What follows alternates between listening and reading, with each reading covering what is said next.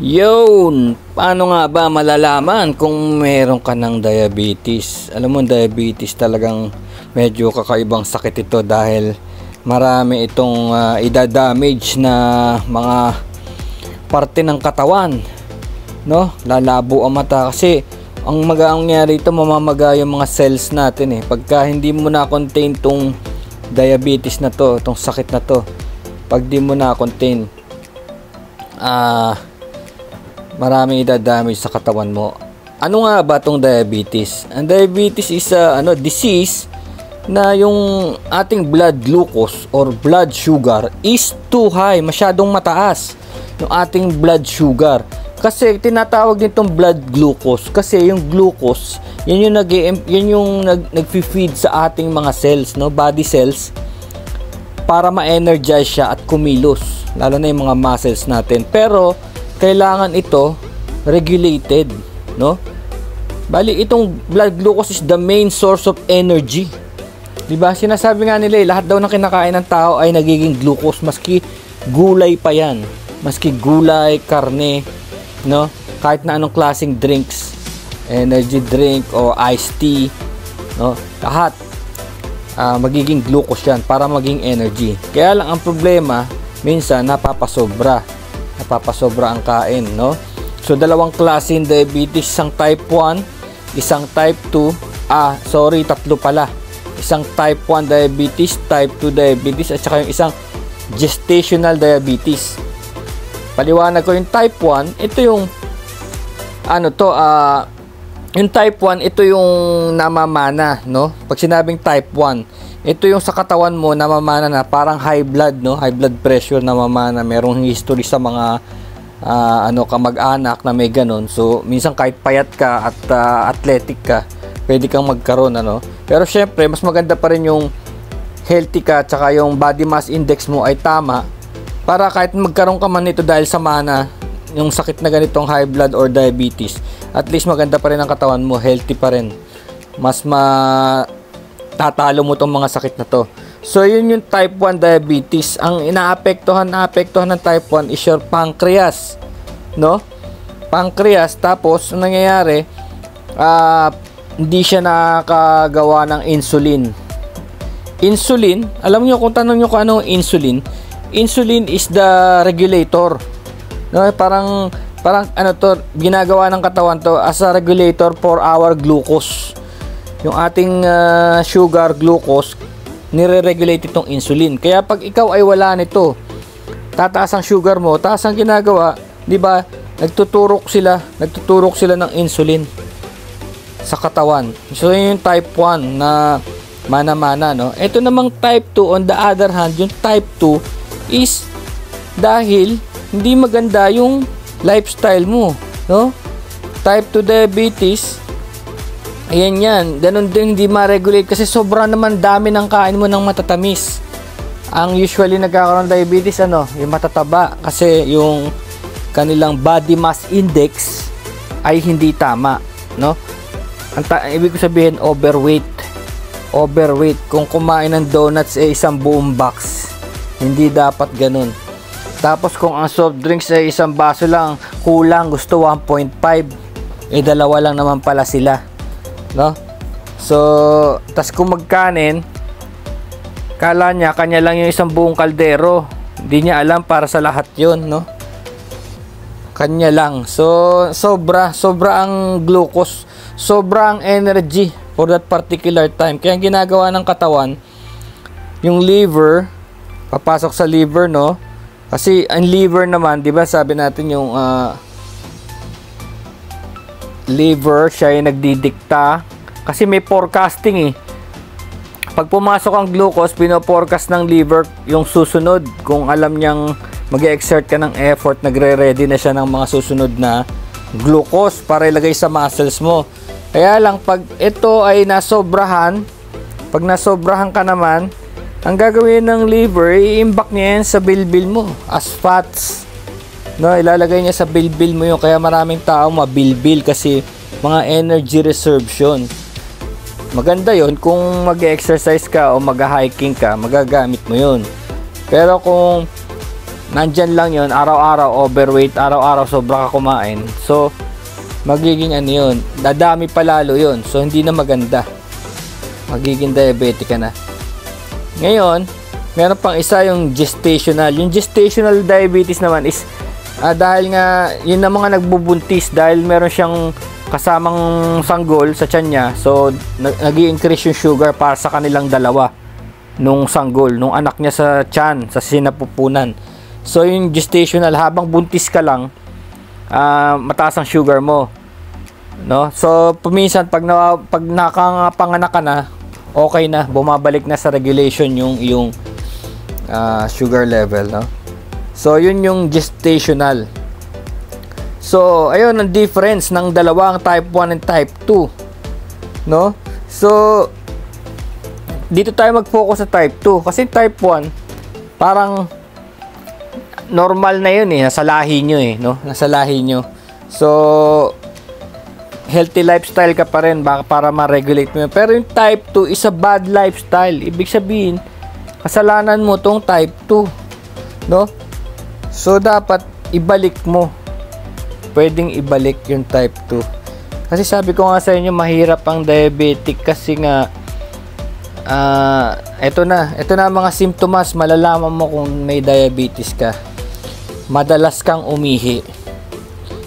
Pag sinabi kong madalas umihi, every 30 minutes, no? Every 30 minutes kang umiihi sa madaling araw. Yun ang gaano kadalas. Frequent urination.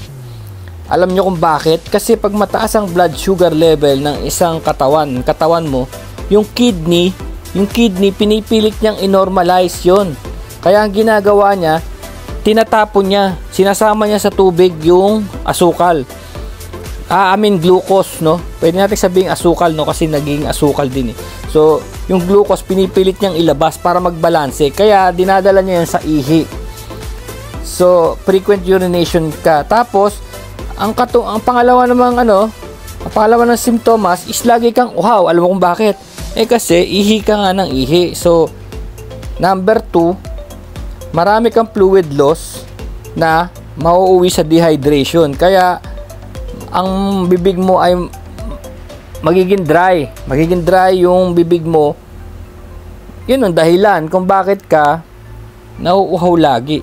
So, yun ang cycle nun. Ihi, tapos uhaw. So, dalawa na. Ang pangatlong simptomas ay weight loss nang wala kang ginagawang exercise. Weight loss. Alam mo naman kung bakit kasama yung weight loss. Biglang-biglang weight loss to kasi yung pag-ihi mo, may kasamang may kasamang glucose na ilalabas yung pagkain ng katawan mo.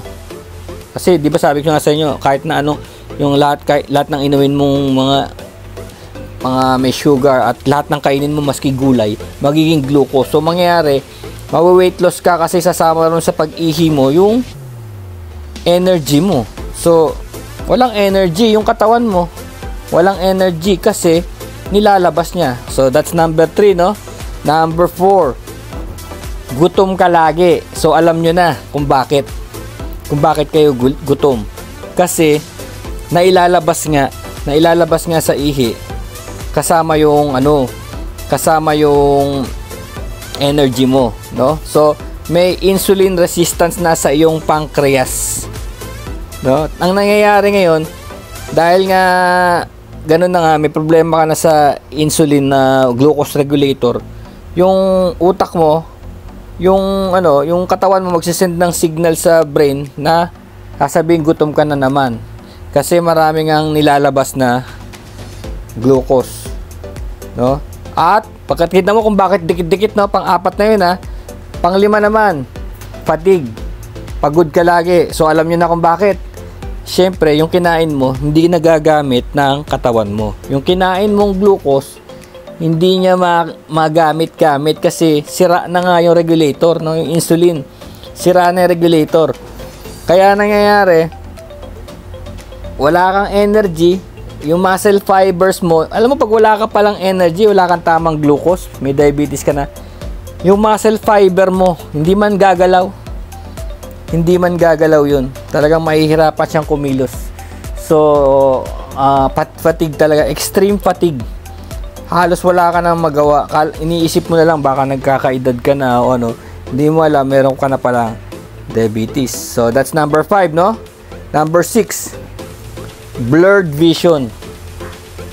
Blurred ang vision mo. Hindi yung nagsasalamin ka, di ba? May level naman yan. Pero minsan, may salamin ka na, tapos blurred pa rin. May mga araw na blurred pa rin kahit na nakasuot ka na ng prescription na glasses mo. Kasi, yung sobrang sugar sa katawan, kaya niyang ma-damage yung iyong blood vessels. Yung blood vessels mo, mamamaga. Pinakamaliliit ang blood vessels sa mata, kaya nauuna siyang naapektuhan. No? Oh, that's pang 6, no? Pang 7 is skin discoloration. Yung balat mo raw na namumuti, may mga patch na puti. Hindi yung may malalaking patch yung skin mo kasi nawawalan na yung kanyang pigmentation dahil hindi na nga siya nakaka-receive ng tamang glucose, no? So itong mga to ay lalo na tong type 2 diabetes ay pwede itong i-atras. Sinasabi ko nga sa mga tao, sabi ko ihabol mo lang yung body mass index mo. Kaya pala yung BMI napaka-importante. Minsan nakakatawa, no? Minsan yung bata ka pa, no? Minsan bata ka pa, wala ka pang 10 years old, tinitimbang ka, di ba? Kasi tinitignan ng doktor yung BMI. Kung tama yung body mass index mo, kung hindi ka ba yung overweight ka ba o underweight para sa edad mo at saka para sa height mo. So tinitignan nila kasi napaka-importante pala nun. Dahil pumapasok yung mga ganitong sakit pagka mali yung BMI. Kasi dati kasi umabot ako ng 90 kilo. Nasa abroad ako, 90 kilograms. So, dapat sana ang katawan ko ay nasa 70 lang. Sa height ko. Sa height ko na 5'5 and a half, dapat mga 70 lang ang kilograms lang ako. So, umabot ako ng 90. So, nangyari nun, high blood ako. Tapos, borderline na yung diabetes. Borderline na. Pero nag-exercise naman ako noon, nagba-basketball tsaka nag-bike, no? Nagba-bike kami, nag-jogging. Pero maski na ganun, basta overweight ka, ang laki ng chance mong magkaroon ng diabetes. Tandaan mo, ang diabetes parang traitor siya kasi nasa loob mo siya, 'di ba? Hindi niya magamit yung tamang glucose para sa katawan mo, no? So, pag nahabol mo yung body mass index mo, aatras lahat yan. Ganun nangyari sa akin eh. Mula 90, nung bumalik na, ngayon nasa mga 67 lang ako eh. So, nung bumalik, nawala siya. So, ibig sabihin talaga importante yung body mass index. Kesa naman sumabog na yung mga blood vessels mo, no? Tandaan mo, buong katawan natin, blood vessels yan. Minsan yan wag naman sana, sa utak, no? Sa tenga, sa mata, so mabubulag ka, mabibingi ka, ganun. Lahat apektado. So, pag alam nyo, mas mag-iingat kayo. Yun mga kapar, peace.